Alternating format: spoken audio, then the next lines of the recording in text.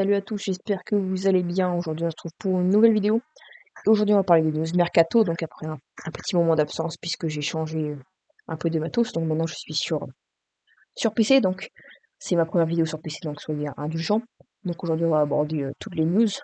Donc je vous mettrai les comptes Twitter dans la description. Et donc, n'hésitez pas à vous abonner et liker. On est tout de suite parti avec la vidéo. On commence avec une première info assez triste. Jürgen Klopp et son groupe ont rendu hommage à Michael Jones, un homme est mort cette semaine sur le chantier du futur stade d'Everton.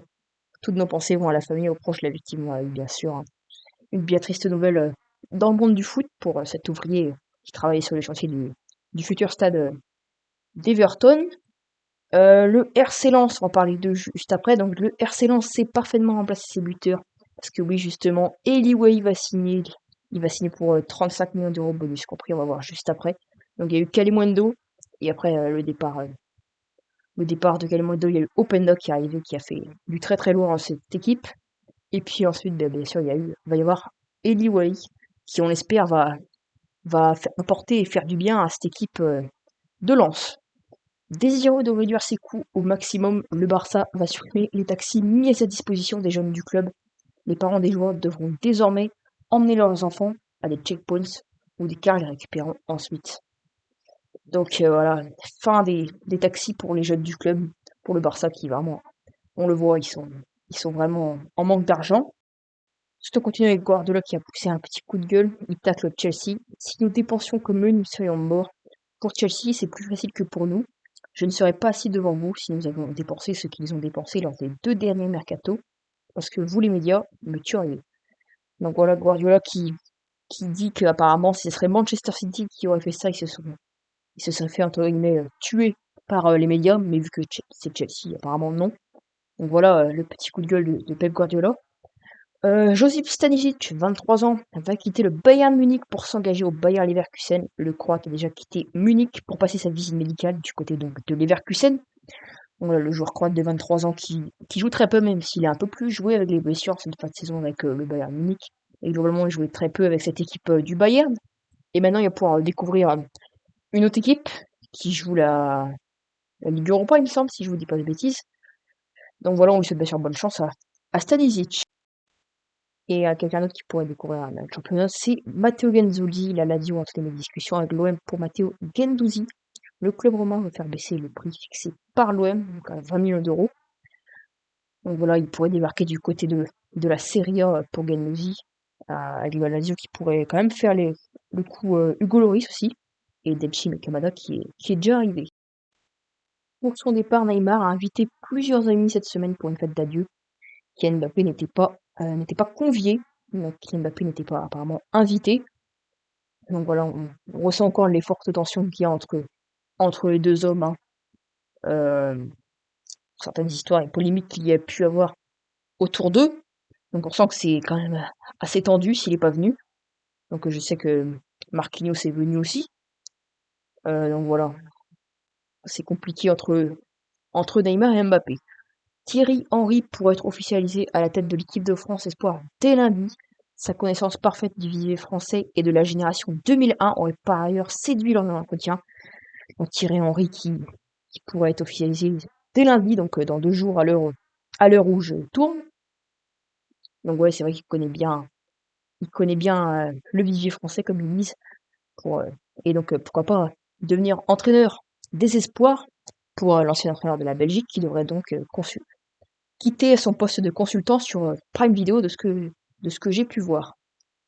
Officiel, Lucas Paqueta est exclu des 2 prochains matchs éliminatoires de la Coupe du Monde 2026. Le sélectionneur intérimaire du Brésil, Fernando Diniz, ne l'a pas convoqué pour les 2 prochains matchs de la CSAO qui se déroulent en septembre. Donc voilà, sûrement parce qu'à cause de son histoire de polémique de paris sportifs, on sait que ça ne rigole pas du tout avec ça.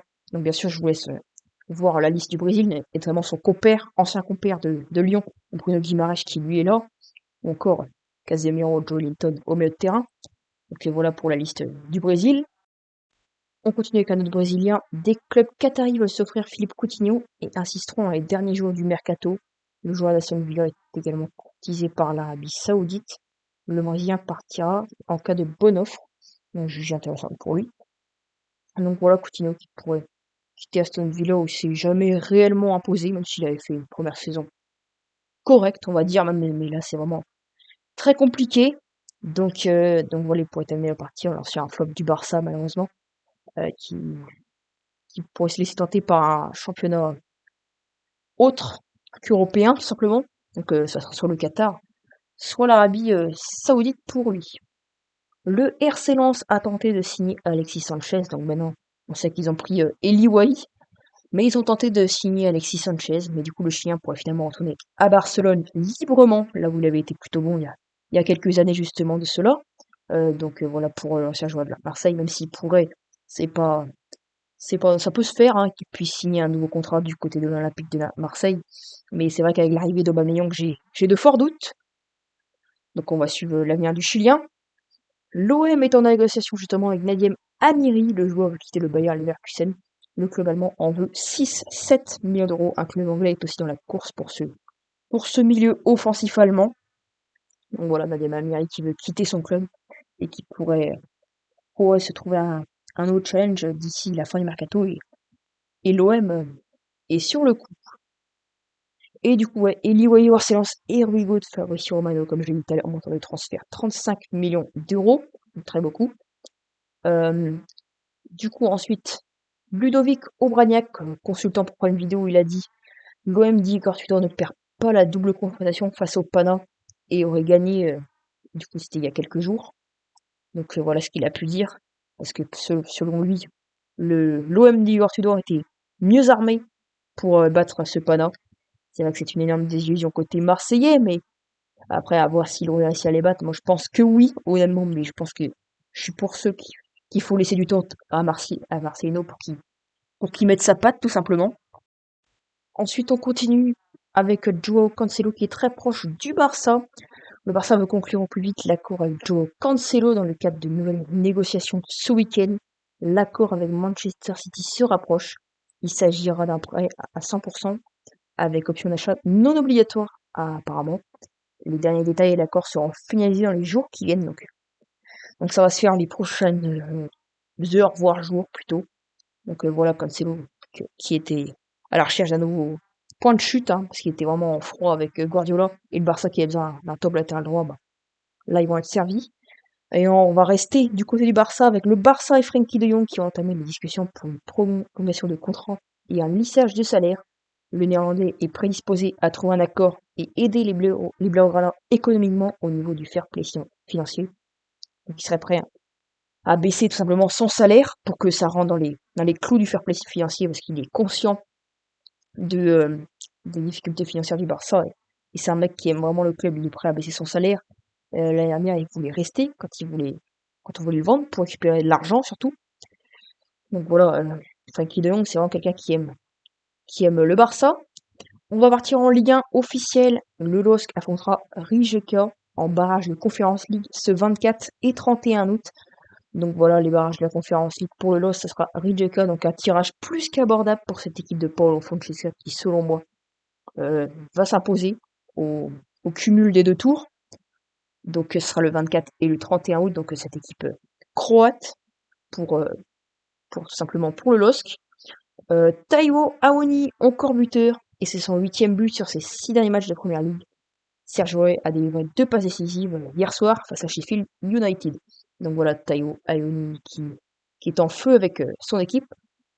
Et donc on va finir sur ça. J'espère que cet épisode vous aura plu. Si c'est le cas, n'hésitez pas à vous abonner, liker, commenter. Et on se retrouve très bientôt pour de nouvelles vidéos. Ciao!